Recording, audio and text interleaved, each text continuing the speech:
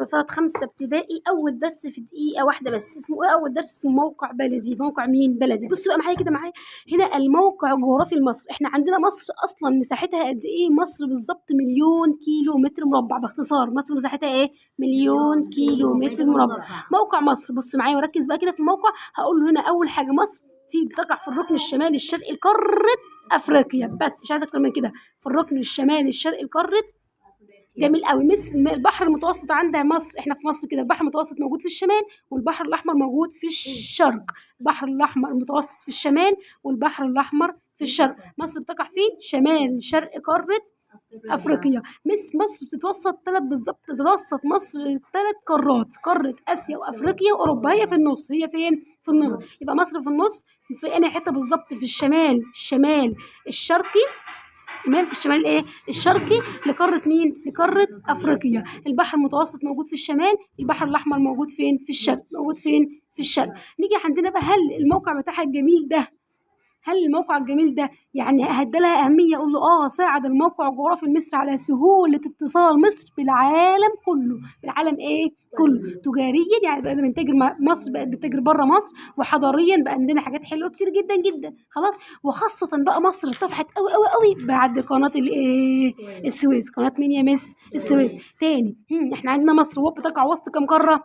3 قارات. مين هما؟ افريقيا واسيا واوروبا. بتقع في الركن انه الشمال الشرقي لقارة أفريقيا. البحر المتوسط عندها فين؟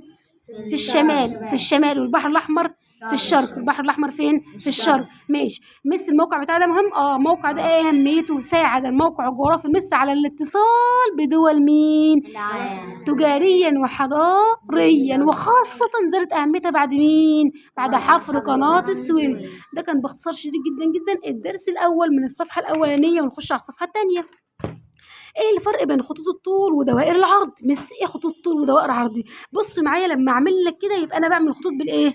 بالطول لما اعمل لك كده، لكن لما اعمل لك كده يبقى انا بعمل خطوط بالايه؟ بالعرض. فهنا عندنا دي بتاخد الخطوط الطول بتاخد دوائر رئيسيه. دوائر ايه؟ بتوصل بين القطبين الشمالي ماسكه من فوق كده لفين؟ الشمال، ونازله تحت عند مين؟ عند الجنوب. الشمالي والايه؟ والجنوب. الخط الرئيسي للخطوط الطول هو خط اسمه خط جرينتش. اسمه ايه؟ جرينتش. درجه جرينتش كام يا مس؟ 0. درجته كام؟ 0. خطوط الطول درجتها كام؟ 0. الكره الارضيه بتتقسم نصين، بس النصين قد بعض بالظبط، واحد في الشرق وواحد في الغرب. تاني يا مس، يعني ايه خطوط طول؟ اقول له دوائر رأسية بتصل بين القطب الشمالي والقطب الجنوبي، بتقسم الكرة نصين، واحد في الشرق وواحد في الغرب. درجته كام؟ 0. درجته كام؟ 0. خش على العام من القطب التاني. دوائر العرض دوائر افقيه كده يا مس، نايمه كده. تمام، افقيه. قال لك يا مس بنرسم الدايره دي، بس الحجم بتاعتها مش زي بعض. يعني هل دي قد دي قد دي قد دي؟ لا. تمام. فدوائر العرض الرئيسيه عندي اسمها دائره الاستواء، اللي ماسكه اللي في النص اسمها دائره الايه؟ الاستواء. فوق مدار السرطان، تحت مدار الجدي، مش الجدي. خلاص. طيب هنا عندنا في النص اسمه خط الاستواء. ماشي. طيب احنا عندنا الكره بتتقسم نصين، نص في الشمال ونص في الجنوب. مدار السرطان فوق، والجدي فين؟ تحت. مدار السرطان 23 ونص، ومدار الجدي 23 وايه؟ ونص. باختصار تاني كده بسرعه، دي دوائر خطوط الطول، ودي دوائر الايه؟ العرض. خطوط الطول درجتها 0، ودي درجتها 0. دي اسم خط، اسمه الخط الرئيسي خط جرينتش. الدائره الرئيسيه مدار الايه؟ الاستواء. هنا دي بتقسم الكوره شرق وغرب، هنا بتقسم الكوره شمال وايه؟ وجنوب. الشمال 23 ونص والجنوب 23. هل الحاجات دي مهمه يا مس؟ خطوط الطول ودوائر الارض؟ قال له بص بقى، كل واحده ليها اهميه. خطوط الطول بتعرفنا او بتفيدنا ان احنا نحدد الموقع على سطح الارض. ايه الموقع على سطح الارض؟ شرقا وغربا. شرقا وايه؟ يبقى اول حاجه بنحدد الموقع، تاني حاجه بنحدد الزمن. بنحدد الايه؟ يبقى 1 تحديد الموقع، 2 تحديد الزمن، تالت حاجه معرفه فروق التوقيت بين الاماكن على سطح الارض. يعني الظهر عندنا مثلا بيبدا 12، هتلاقي في لندن بيبدا مثلا 1، هتلاقي مثلا في السعوديه بيبدا مثلا 11 مثلا. يعني خلاص. يبقى خطوط الطول ايه اهميتها؟ تحديد الموقع، تحديد الزمن، معرفه فروق الايه؟ التوقيت. تاني تحديد الموقع، تحديد الزمن، معرفة الايه؟ التوقيت. طب دوائر العرض بتفيدنا في ايه؟ تحديد الموقع بس شمال وجنوب، شمال وايه؟ وتحديد احوال المناخ. احوال مين؟ النهارده بقى الجو حر ولا الجو برد ولا النهارده في مطر ولا ما فيش، دي كله خاص بدوائر الايه؟ العرض. يبقى دوائر العرض بتحدد موقع الاماكن شمال وجنوب. تاني حاجه بتعرف احوال الايه؟ احوال المناخ من حيث حراره ورياح ومطر. حراره ورياح ومطر. مس ايه الشبه بين خطوط الدوائر، خطوط العرض، خطوط الطول ودوائر العرض؟ ايه الشبه بين الاثنين؟ ان الاثنين خطوط وهميه. خطوط ايه؟ وهمية. مين اللي رسمها؟ العلماء. مين اللي رسمها؟ العلماء. رسموها على شكل خرائط. رسمها العلماء على شكل ايه؟ خرائط ومجسمات. يبقى هي مس خطوط الطول ودوائر العرض خطوط وهمية. مين اللي رسمها يا مس؟ اللي رسمها العلماء. رسموها على ايه؟ على خرائط ومجسمات الكرة الايه؟ الأرضية. كان الهدف منها ايه؟ تحديد الموقع. تحديد الايه؟ بدقة. يحددوا فين؟ على سطح الأرض. دي كان بالظبط باختصار خطوط الطول ودوائر العرض وأهميتها يا جماعة. طيب هنا عندنا تشرق الشمس على الأماكن الواقعة فين؟ في شرق خط جرينتش. تاني تشرق في الشرق، تشرق في الشرق على خط جرينتش، على خط جرينتش قبل الأماكن الواقعة غرب في الغرب. يبقى الشمس بتشرق في الشرق قبل مين؟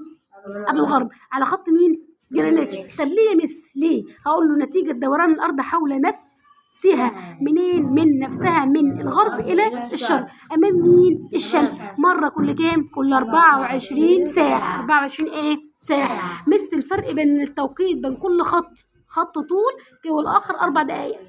الفرق بين خط الطول وخط الطول التاني 4 ايه؟ دقايق. تشرق الشمس من الشرق حول خط جرينتش قبل الأماكن الواقعة في الغرب نتيجة دوران الأرض حول نفسها. منين لفين؟ من الغرب للشرق. أمام مين؟ الشمس. مرة كل كام؟ 4 ساعات. بيبلغ الفرق بين خط وخط تاني كام؟ 4 دقايق. كده في مشكلة يا مس؟ كده دي باختصار الدرس الأولاني رابعة ابتدائي 5 ابتدائي. ناخد بس آخر حتة بقى حساب التوقيت بين مدينتين، بين مين؟ المدينتين.